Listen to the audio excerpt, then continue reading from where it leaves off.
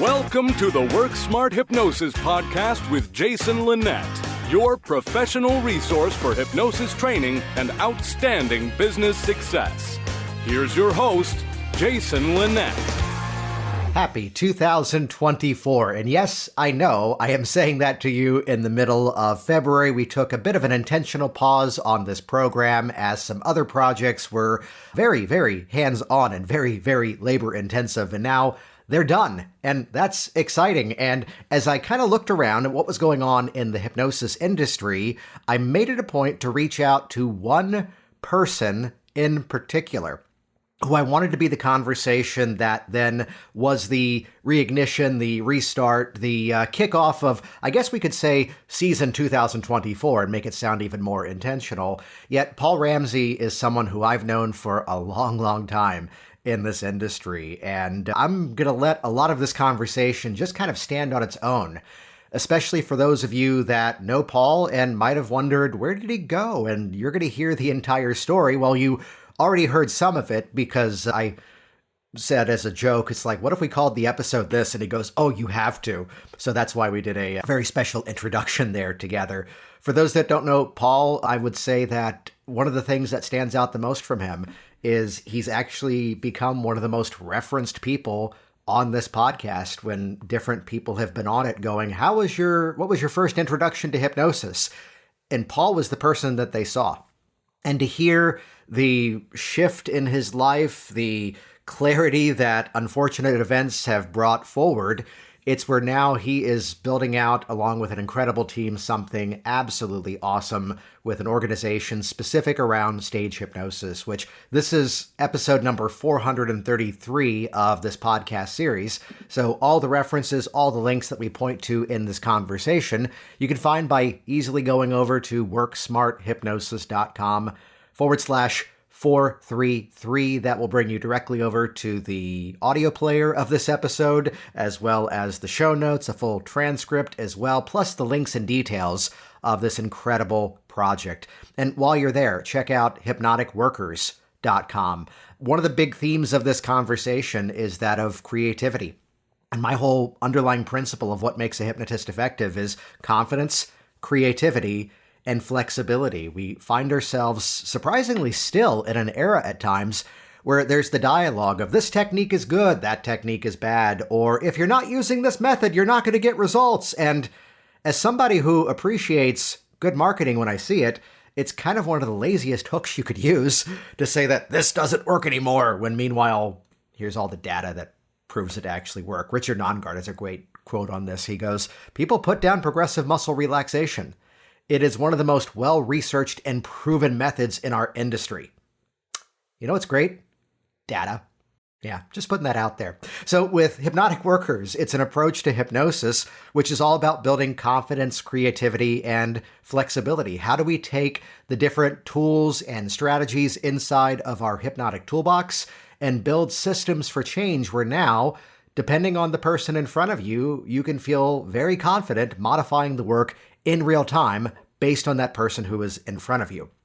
Get rid of that fear of, what do I do if this comes in? Learn a system of change in which now it's purely customized for that person in front of you, building in powerful hypnotic phenomenon so that your client can feel the change taking place, as well as the gorgeous artistry of conversational influence so that the change is in process even before the hypnotic process technically begins. Check that out. Watch the video tour. You can get started for an extremely low payment over at hypnoticworkers.com. I will tell you that I went a little bit longer in talking about Hypnotic Workers because even I'm still cautious about the episode title, though I got Paul's blessing. So with that, let's jump directly in. So happy that we get to call it this and so happy that the title is what played out to be true. Here we go. Session number 433, Paul Ramsay didn't die, and stage hypnosis reignited. So we're back here once again with Paul Ramsay. And Paul, good to have you back on the program. Always good to hang out with you, my friend.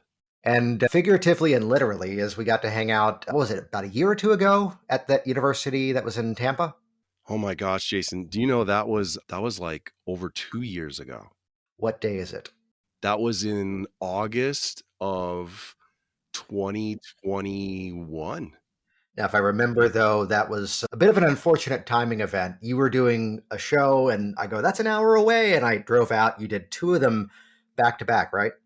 Yeah, I did 2 shows that night at that school, and that was when the Delta variant was really, really big in the whole pandemic scene.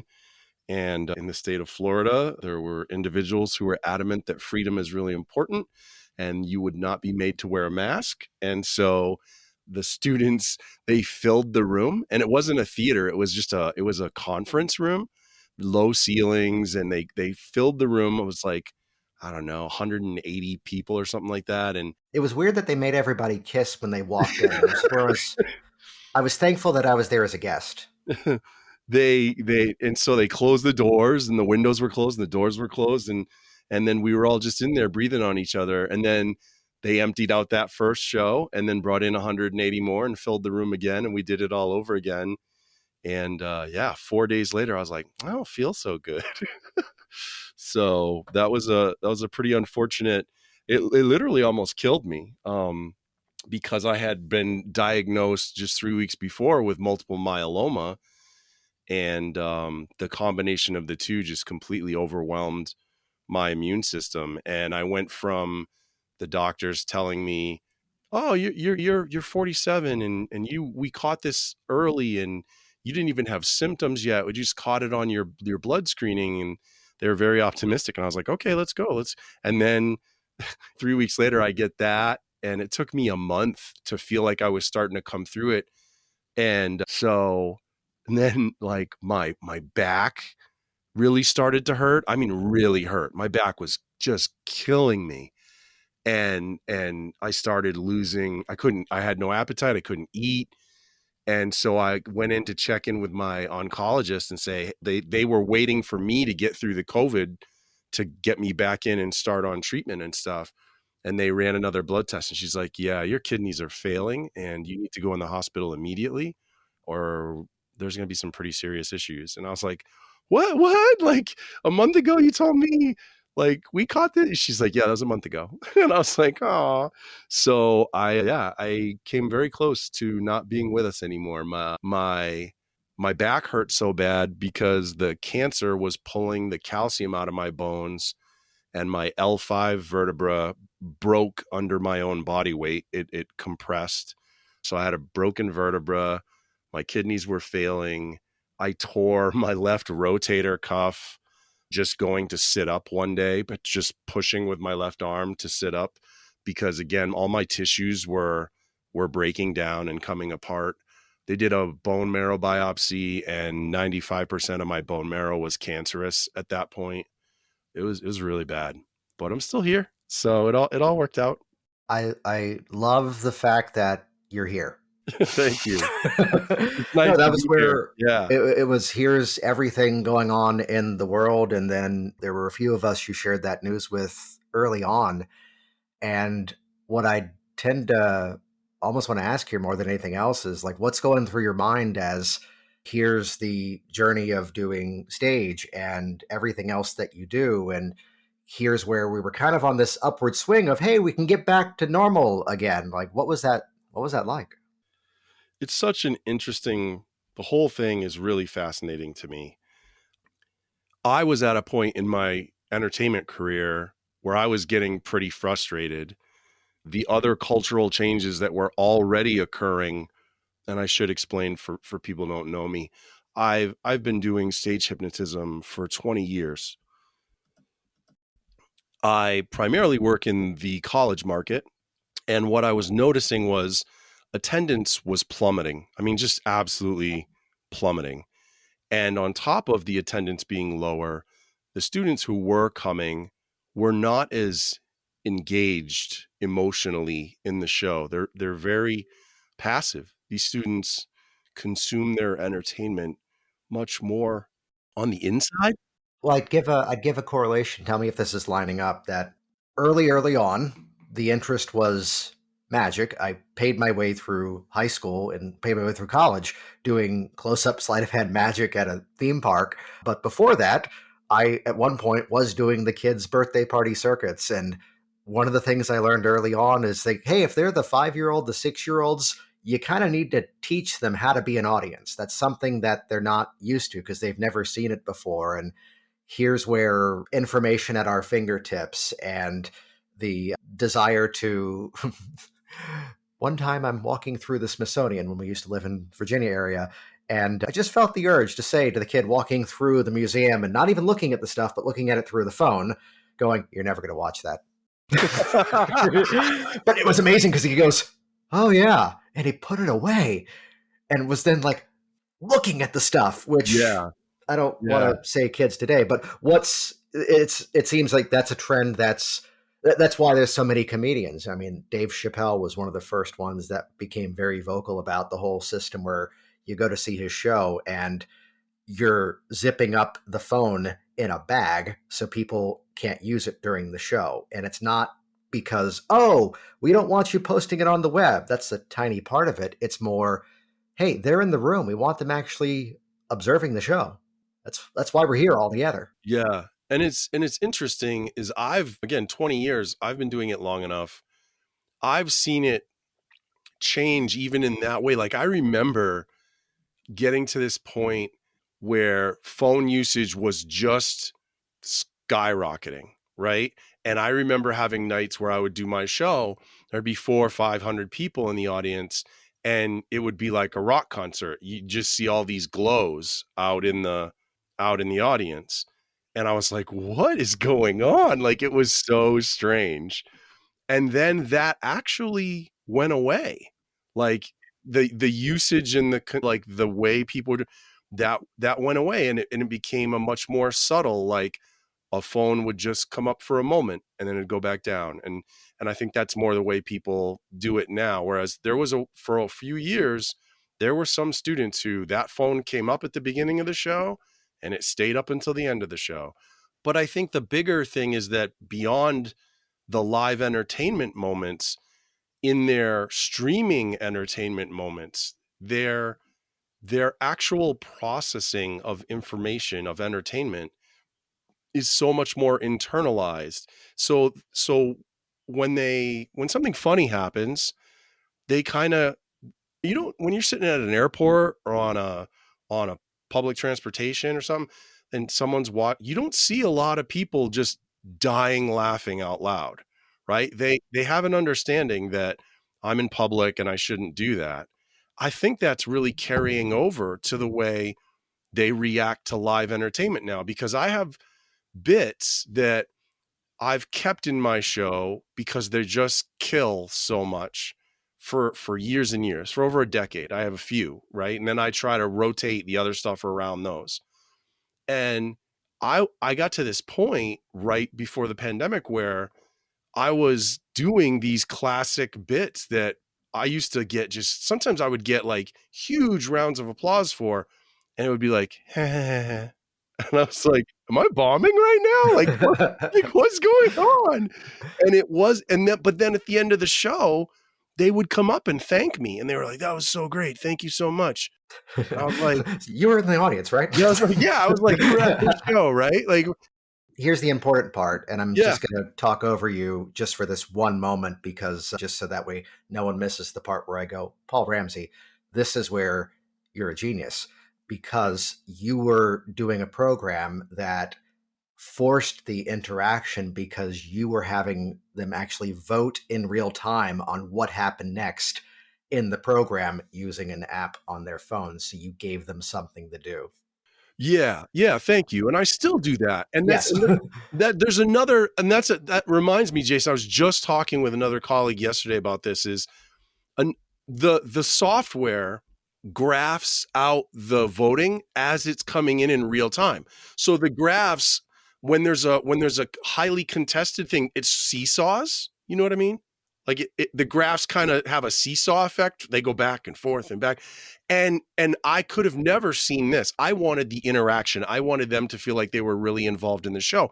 When I started out originally with remote controls, and there was a radio frequency USB dongle that would plug into my laptop. It would pick up the voting signals from the remote controls, and the software on the laptop would graph out the results in real time. And as that was happening, when you'd get a close one where there was this sort of visual seesawing, they would be like, oh, and there was a 10-second countdown, and then it hit 0, and one side would be higher than the other, and the side that air quote won would all erupt in joy that they won, and the other one would be like, ah. And now I use a different program called Mentimeter, and it's all cloud-based. It's great, but it does the same thing. Even though it's cloud-based, it transmits everything so fast, it graphs out in real time. They don't do that anymore. And I was just talking to a friend yesterday about this, that it took me a while to notice that. And then I was like, why aren't they don't even get, like, they just don't get outwardly excited the way they used to. It's really weird. They're beautiful human beings. I don't mean to sound judgmental or harsh about them all. These are simply the observations that I've made over years. Like, but they don't the 10 years ago, there would be students yelling at the other students trying to influence their vote. They'd be going, to pick Lady Gaga. Come on, Lady Gaga. And now you activate the vote, and they sort of sit there quietly and look at their phones, and they touch the button, and it's done. It's very strange. Well, clearly it's also where around the world people are not as emotional about voting and things of a political nature either. So no, let's just stop that. Let's just stop right there, both of us.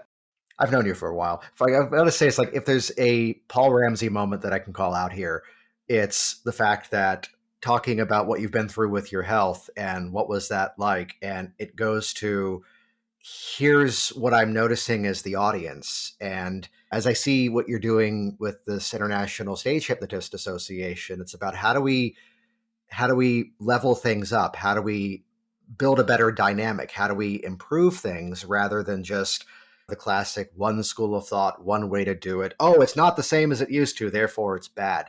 Instead, this elevation of that audience. So I'd ask that, having time where clearly you had to step away from it, what's different now as you're coming back into it? You're doing a great job of helping me connect the dot I didn't connect in that whole digression we just went through that I really caused. So I was noticing things were changing, and I was frustrated with my job. And then the pandemic happened, and I couldn't do it. And then right when the pandemic started to get better, I got sick, and I couldn't do it for 2 more years. And then I really realized how much I missed it. And so even during treatment, I got to a point where my first course of treatment was going really well. And the next step was to get a stem cell transplant. And there was this little window in between where I could actually do a little work. My health was good enough. And the doctor's like, yeah, you could go do a little work if you wanted to. And so I got to go do like 4 shows. And it was seriously, like, that whole year I did 4 shows, and it was in that little window. Yeah. What was that like to get back into it? And it made me real. I was like, oh, this is the best. And it was that same environment that before I had been so frustrated in. And yet now I was delighted. And it's the classic kind of reframe, right? Like the power of a reframe. And so then I started thinking about, this was the planning, this was the very early seeds of wanting to do something like ISHA. Then I started talking with colleagues and friends about how nice it was and how blessed I was to have this career. And I started wanting to do more and more of that. And so then when I got the stem cell transplant, that, I won't bore you with the details of that. I'll just tell you it was the single worst experience of my life. And it was a full year of recovery because I had to grow an entirely new immune system. And so I couldn't really be around people for the better part of a year. I couldn't go to restaurants. I couldn't go to movie theaters. I couldn't hang out at parties with friends or anything like that. I could hang out with people outside. And so I had to start finding ways to literally just not lose my mind. I mean, I got really depressed at one point. I was very isolated, and I had so many good friends who checked in on me and did Zooms with me. And I'm not like, I don't want you to think it was just like all bad. It was a lot of beautiful things, but I had a beautiful talk with my adoptive uncle, Peter Bloom. And he said to me, nephew, you have to find ways to make sure that you're with people. Like, we're meant to be with people. And he said, and I know you can't physically be with people, but you've got to you got to create structures. And he's like, and if that means you call me, then you call me. Or he goes, if you get on Zoom. And I was like, yeah, I know, I'm working it. And so I started thinking, but he's right, I could work it more and I could do more. So I started creating, the first thing I did was I created a stage mastermind, and it was free. The way you pay to be in the mastermind is contributing. And I was very strict. And so I started reaching out to colleagues, and I was like, I want to have a space where we talk about the work. That's the thing though, is you have to really be serious about talking about the work. And if you're just looking for social time, it's not the space for you. Like, I want to talk about the work and start getting ready to get back to doing this when I can. And I want to really do it at a great level again. And I've been doing that for almost 2 years now, and it's been just gorgeous. Maybe the most wonderful project of my entire career, really. And then that made me think, yeah, more of this. And so then I started doing a podcast, and very limited scope, very small scale, but still, what both of those things did was they gave me the chance to have really rich, dense conversations with people who wanted to have rich, dense conversations about the work.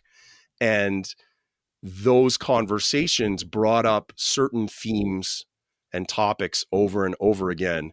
And what we were working out was this idea or this feeling or sense that there are some real challenges in the profession of stage hypnotism that are just going unaddressed because there is no dedicated leadership really for it, right? There are these other organizations that we are allowed to belong to, but they are not dedicated to us. They are not focused on us. They are welcoming. They're wonderful.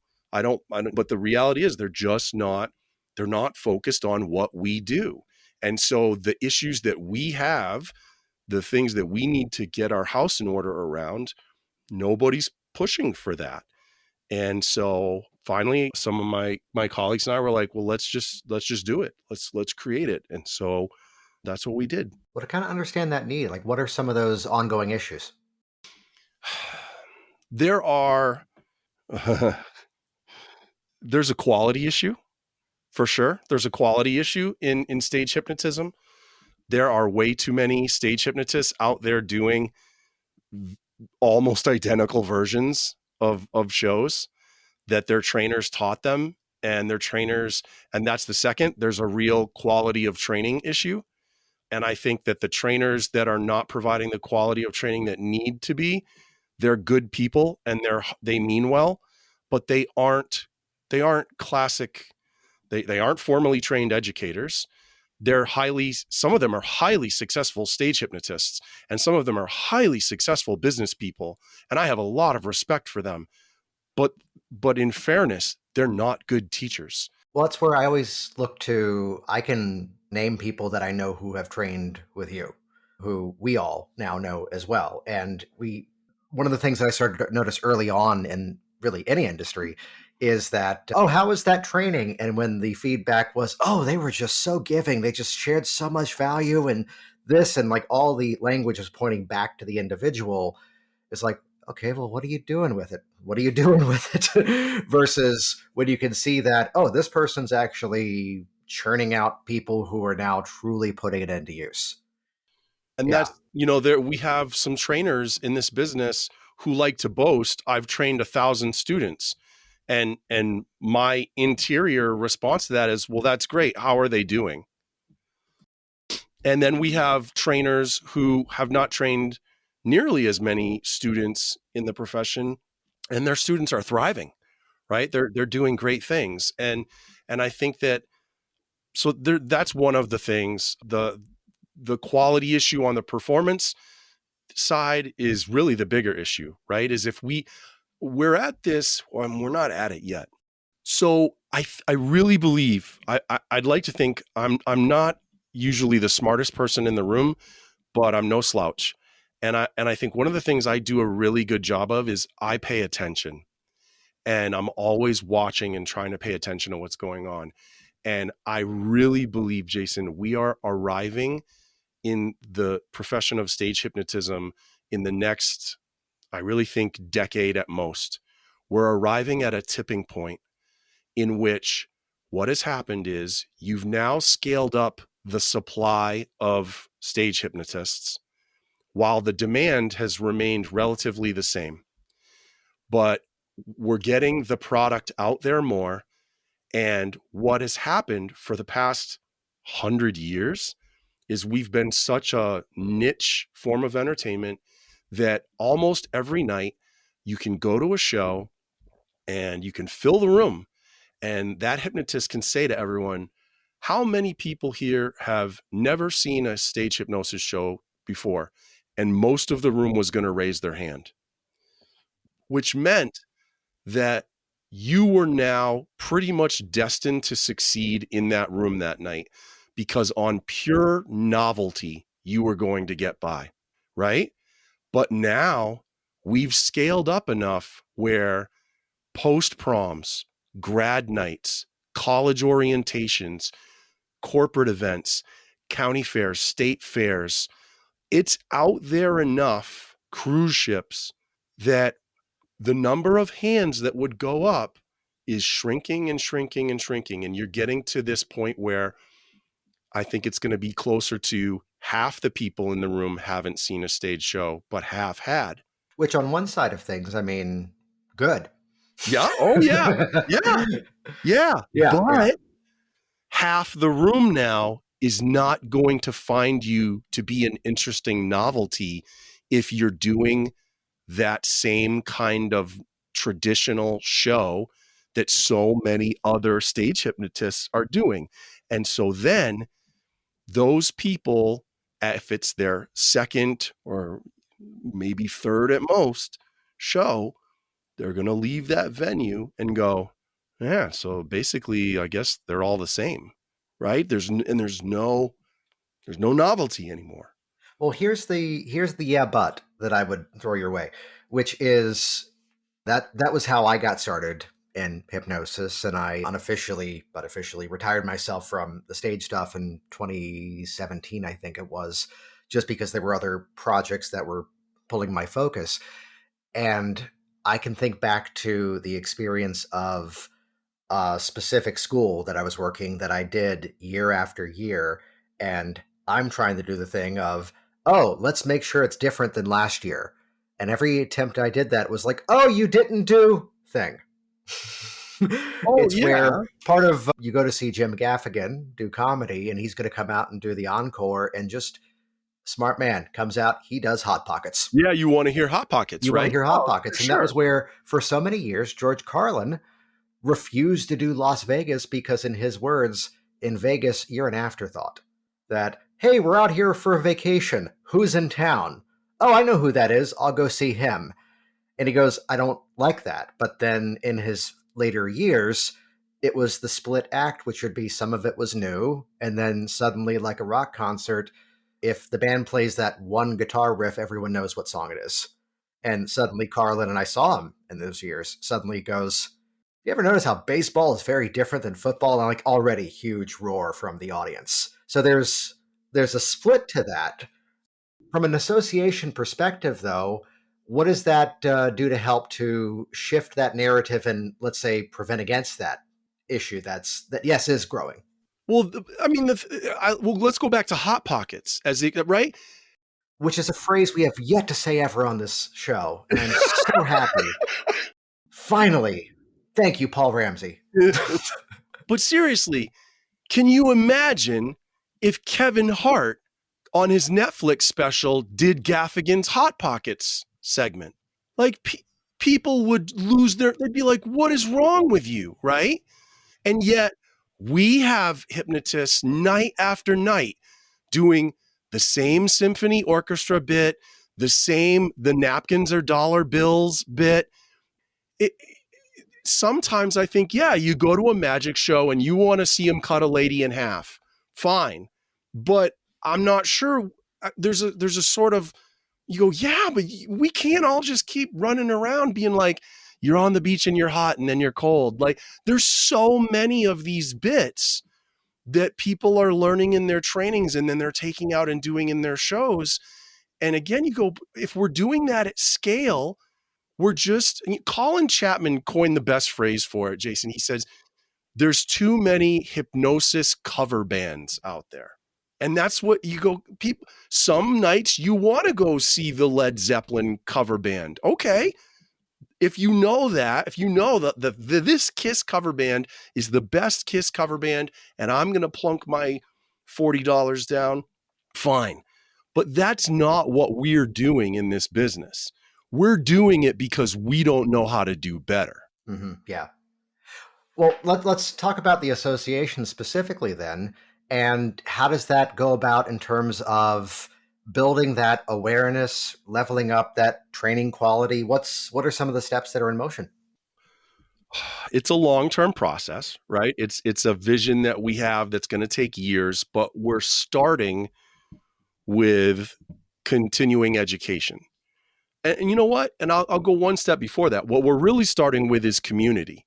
What we're trying to do first and foremost is get people to stop existing in their silos, get out of their silos, get into this digital community, and have these kinds of conversations and create a greater willingness to talk about the elephant in the room, which is the lack of the creativity and originality in the performance. Then we're trying to support that further with continuing education. So unlike, and I love what I'm seeing you and Scott and Stephanie doing with HypnoThoughts 365. It's very similar to that. We understand that we have to give people a chance to have access to education all year long, not just at conferences.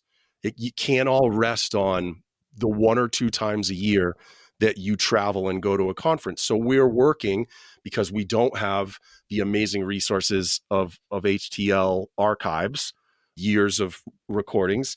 We're custom building online programs, trying to make them diverse about everything from, we've built one so far on how to use AI tools to improve your business and the production value of your show, how to use things like ChatGPT, Midjourney and Dolly, video editors like Descript and Munch to help yourself do better. We're doing programs like demonstrational hypnosis, how to get out and do not a full-blown show, but because we do have some members that don't have active stage careers yet.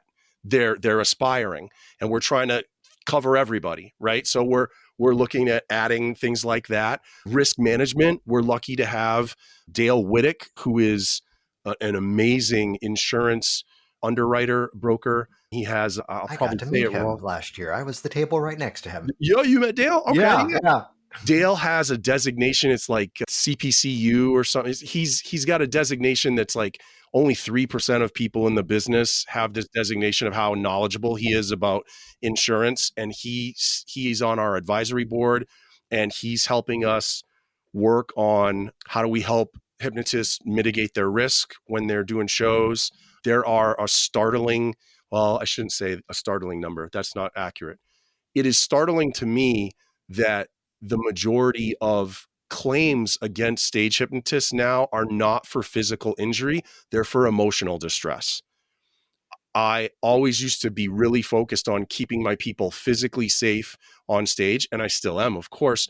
But I think I got so focused on that, and I work a really clean show. So I never even thought about the idea of like keeping people emotionally safe. But there are people filing for emotional distress claims against stage hypnotists, and they're getting big claims. And what's happening is the underwriters, when that's happening, they're like, okay, we don't underwrite hypnotists anymore. And so we're down to, I'm not joking, Jason, we're down to 2 insurance companies now. And if we lose one of them, we're kind of in trouble already, because one of the two insurance companies will not insure anyone who does adult content, and they will not insure, this part is what really stresses me out, they will not insure new stage hypnotists. Yeah. And so if we lose the other company, then how do new stage hypnotists get insurance and the ability to work?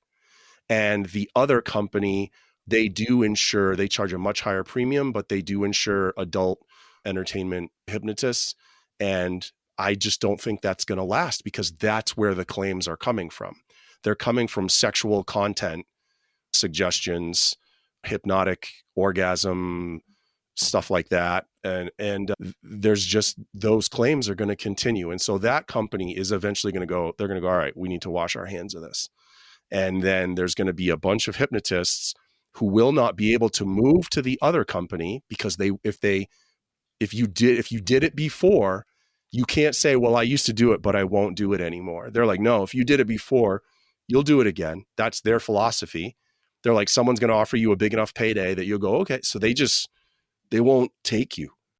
Which, I mean, if there's any dialogue, I flash back to a moment, which we can leave the names out of this because they're not here to share their sides of it. But I saw, it was about 2016, I believe it was, where one of the organizations that would do, one of the insurance companies suddenly put out a thing going, we're not going to cover this anymore.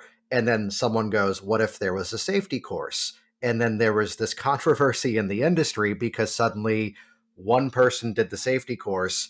And at that point, then you had to go through that to stay insured, which it was actually a very reasonable price. Let's leave out the fact that there were some lovely racial slurs in the content.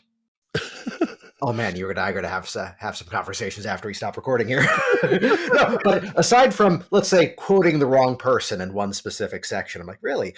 It was a moment, though, that was kind of the story of indirectly what happened when I was in Virginia, and I became the chapter president for the local NGH chapter. It was because for 3 years, there was all these discussions around, well, will it be this person or should this person do it? Should we run it together? And like this just kept going. And I just filled out the 1-page form and that was my election. So that was that moment in 2015 or 2016, which was just, hey, someone finally did it. And this is where I can't just say you're the one finally doing it, because first of all, it's entertainment hypnotists, plural, because it's not just one person.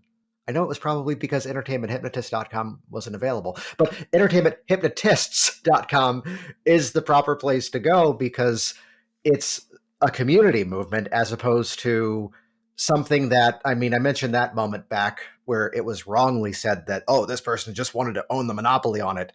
But maybe from the entertainment aspect, the stage aspect, it's a little bit more natural the way that things have been before, where it's everybody pointing back to the one performer. And that's the philosophy versus this is something that I know others are involved in the build out and the growth of this. Yeah. We have 8 founding members. It's wonderful. We have William Mitchell, Salis Jawan, Nadine Manuel, Grant Saunders from the UK, Michael DeShalit, and Terry Stokes. We're so blessed to have Terry, 55 years in the business. He's sort of our professor emeritus, and he's just so giving and so kind. And yeah, and then we have Dale, who runs our advisory board and sort of gives us that outside perspective. Beautiful, beautiful. So I'm on the site right now taking a look at this. What's the next step for those that are interested to get involved? What we ask everyone to do is to start with an association membership.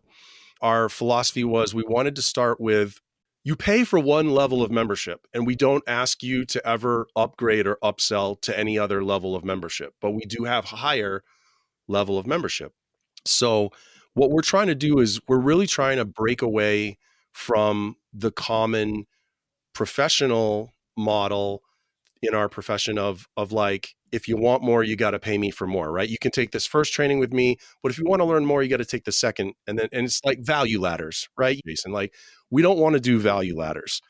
I'd say not for, that makes sense to say that, not for an association. Right. Yeah. I feel like it's hard to build trust that way, right? That like, so what we're trying to do is say, listen, you pay one membership dues, and then from there on, it's really built around how much time and energy are you willing to spend getting better. So association membership, $150 a year, you get access to the online learning archive, our monthly member meetings where we bring in experts and do kind of like ask me anythings and interviews and stuff. We just launched a new additional member benefit. We have a Discord server now so that members can stay connected with each other in real time whenever they want. We have a live event at Heartland Hypnosis, and members get a 50% discount if they want to go to that. We're trying to do a bunch of different things. We're trying to over deliver on value, but the association membership is what you start with. Once you have that, if you want, you can qualify for a professional membership if you have proof of formal training in hypnotism, liability insurance, and you're willing to do a background check. And if you do that, we'll give you your own unique listing page on the website, your headshot, your bio. You can give us a link to a sizzle reel. We'll put a link to your website so that we're backlinked to your website. And we'll even do like a direct email button. We're trying to do things that help get more eyes on our members, get them more attention. So that's professional membership. We're probably going to unveil another level maybe at the end of the year, more likely early 2025. But the idea again is we're trying to keep, we want to be community oriented first. We want to have people working together. If we're going to push this profession forward, it's going to be by collaborating, not by doing the old school thing of stay away from me, don't steal my stuff, get out of my face. Like all that old, again, well, I guess he's dead, so I don't, but like you hear stories of like the rivalries, right? Between like Gil Boyne and I don't know. I don't think he ever had a rivalry with Orman, but like, I guess he had like a rivalry with Tom Silver at one point. And I forget who it was, and it was a moment where everybody stole this bit from me. Everybody stole that routine. I was the right. first to do shoe phone. And I go, didn't you get that though from Get Smart? Yeah. And everyone else, and he moves off to another tangent, which it's, well, I go back to how there was of course, now we have to talk about Marvelous Mrs. Maisel, because did you watch that? I started to watch it and I didn't stick with it. Oh, Maybe I'll go back to it. you got to. Because you got me with the air fryer. So yeah, the first episode, you're welcome. The first episode is kind of brilliant though, and just to point something out, and it's the disclaimer to this was just that it was a different time and that's how it used to be done. And this story is not meant to put down someone that we as hypnotists now put up on a massive pedestal. Yet the opening episode of that TV show was that the wife goes to the coffee shop and the husband's doing an open mic comedy act and he's killing. I mean, he's this incredible comedian. And then suddenly she hears on the radio the recording of Bob Newhart doing that exact same act, which is this like extreme Easter egg, because the thing that made Bob Newhart first known, I think it was going on the Ed Sullivan Show and doing an act where he sat on a bar stool, pretended to have a phone in his hand, and did the one side of the conversation. And that was his big break. And that wasn't his act. No, really? But I didn't know that. The thing was that was just how it used to be done.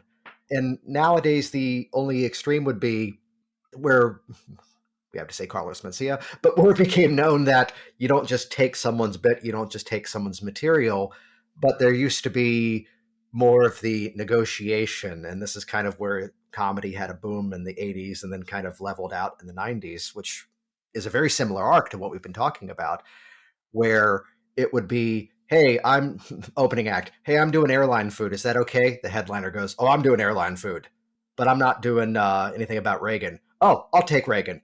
And like, it was the negotiation around the different topics. Interesting. And it's where if you ever go to a magic competition, they usually have a rule. Only one person can do the snowstorm thing. Because it's a lot of vacuuming. No, but it's where we find ourselves in that turning moment. And I'd say, from my perspective, yes, we're getting to a great place where now this has become and is becoming an issue.